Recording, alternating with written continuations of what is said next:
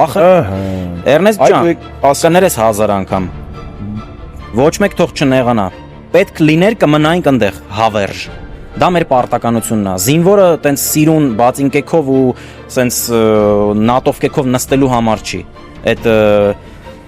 գողական ենթամշակույթը մոռանանք։ Դրա համար չի։ Զինվորը երբ որ ժամանակը գալիս է, իր մայրը իր թիկունքում նստած է, ինքը պետք է գնա մեռնի, որ այն ծնողը այնտեղ ապրի։ Ինքը պետք է գնա մեռնի, պաշտպանի իր հայրենիքը, եթե ուզում ես իմանաս նույնիսկ հերոսանա, որպեսզի այստեղ քաղաքացին կարողանա անվտանգ ապրի։ Մենք այսօր գոյատևում ենք ու դեռ համարձակվում ենք կասկադի կաֆեում նստած կոֆե խմելով կենցաղային դատարկություններից բողոքել, բայց այս երեխեքը սևացած այդ անձրևի տակ հրետանու այնտեղ նստած կռիվ են տվել։ Մենք իրավունք չունենք անարգել Եռաբլուրում պարկած մեր եղբայրների հիշատակը։